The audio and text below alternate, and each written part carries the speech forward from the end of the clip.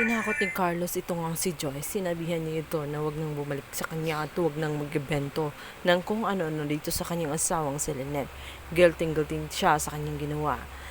Ngunit sinabi ni Joyce na hindi siya naniniwala sa mga paikot-ikot ni Carlos. Alam niya na siguradong may kinalaman si Carlos kung bakit nawawala ang kanyang kaibigan na si Irene. Gulat na lamang si Lynette sa kanyang pagbalik galing sa loob ng bahay dahil nga kumukontak siya ng mga pulis upang ipaalam ang nangyari kay Irene. Ngunit wala na itong si Joyce sa kalabas ng kanilang bahay dahil pinalayas na nga ito at tinakot pa nitong si Carlos na wag nang bumalik. Kabilang banda, dumating na nga itong si Annalyn kasama nga itong si Chang Susan. Sinabi ni Chang Susan na sigurado sila na si Irene ang kanilang nakakita at sinabi rin niya na ang kanyang kaibigan na iyon ay kumukuha ng mga patay upang pagkakakitaan. May-ari ng saklaan o mano yun. Kaya mas may posibilidad talaga na si Irene ang nasa kabaong. At si Lynette sa kanyang mga narinig. Iniisip din niya na hinahanap nga itong si Irene ni Joyce. Yun lang ay hindi nga ito nag-iwan ng numero kaya hindi nila ito makontak. Ngayon ay nais ni Lynette na makasiguro hindi siya mapalagay. Kaya naman sinabi niya kay Chang Susan na pupuntahan nila kinabukasan ang naturang sinasabi nilang lamay upang makasiguro kung talagang si Irene iyon. Ngunit biglang bumaba nga itong si Carlos at sinabi kay Lynette na siya na nga at nag-volunteer nga siya na siya nang sumama instead nga itong si Chang Susan. Feeling concern itong si Carlos. Pero may iba siyang plano, nais nang makasiguro at kapag nangyari yon ay ililigpit niya ang bangkay na iyon. Alam niya na saklaan iyon at pwede lang niyang suhulan nang sa ganun mawala ang bangkay nitong si Irene at tuluyan na nga matago ang sekreto na kanyang ginawa. Samantala, doon nga sa may lamay ay napansin nga na gumagamit ng bangkay ni Irene na may nakakilala sa kanya.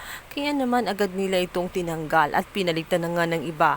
Ayaw nilang mabulyaso at kapag nangyari ngayon ay siguradong sa kulungan sila dadamputin. Mawawala ang kanilang pinagkikitaan.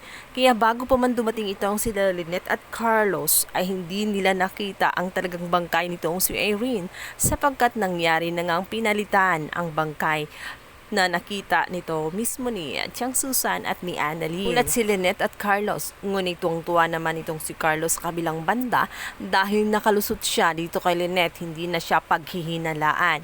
Maaring nagkamali lang umano itong si Chang Susan at itong si Annalyn. Sinabi nito na ngayong confirm na ay mapapanatag na umano itong si Lynette, ngunit naalala niya ang sinabi ni Chang Susan na saklaan yon. At dahil sa nakita nga ni Annalyn, maaring ang pinalitan ng iba dahil ayaw nilang makulong o may pumuntang iba at i-claim na nga ang naturang bangkay. Papansin din ni Lynette ang kakaibang kinikilos nitong si Carlos na para bang may malaki siyang problema. Makita niya kasi ang asawa na tela uhaw na uhaw sa alak. Parang gusto na niyang ubusin ang isang bote nang makalimutan ang kanyang ginawa. Isang malaking kasalanan na kahit anong gawin niyang tago ay dala-dala pa rin sa kanyang konsensya at hindi niya matatago dahil nakikita ng Diyos kung ano ang kanyang mga pinagagawa, ang mga kasalanan na patong-patong na nga. Sa kabilang banda, niyaya na nga ni Carlos na ituloy na nga ang kanilang bakasyon ni Lynette at itong si Carlos sa sinasabi niyang lugar dahil nais niyang makalimot sandali at nais niyang makahinga ng pansamantala sa kanyang dinadalang problema. Nang malaman nga ni RJ ay wala siyang tiwala kay Carlos. Kaya naman sinuggest niya kay Annalyn na maiging samahan niya ang kanyang ina dito nga kay Carlos sa naturang bakasyon sapagkat alam niyang may tinatagong kulo itong si Carlos at baka mamaya kung ano ang gagawin niya dito nga kay Lynette. Kasi ni RJ kung gaano kasama itong si Carlos. Iba ang kanyang kinikilos at mapapanatag lang ang kanyang kalooban kung naroon nga itong si Annalyn at bantayan ang kanyang ina. Sa kabilang banda, maisipan nga ni Lynette na puntahan ang naturang purinarya kung saan may kinalaman dun sa nakita nga nilang bangkay na sinasabi nga ni Chang Susan na si Irene yun at hindi sila nagkakamali sapagkat nakita nga nila ang pagmumukha. At nais din niyang makasigurado kung talagang nagsasabi ng katotohanan ng kanyang asawang si Carlos dahil mahilig itong magsinungaling. At dito nga niya makikita, itong carpet, nasa kanila yon at sigurado sila niya. At nagtataka siya kung paano nangyari na napunta ito doon. Sinabi naman isang kasamahan doon ay yun umano ang ginamit ng isang babae na natagpuan nila sa may ilog. Nabahan si Lynette at dahil nais niyang makasigurado, ipinakita niya ang larawan ni Irene upang i-confirm. Sinabi niya kung ito ba yung babae na nakita nila sa may ilog.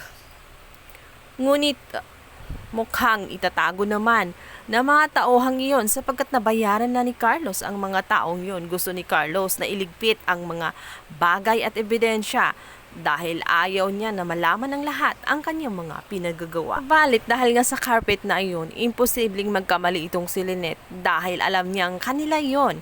Kaya maaaring si Carlos nga ang may dahilan at mako-confirm nga niya na talagang may kasalanan itong si Carlos kung kaya't marami itong tinatago na kailangan malaman.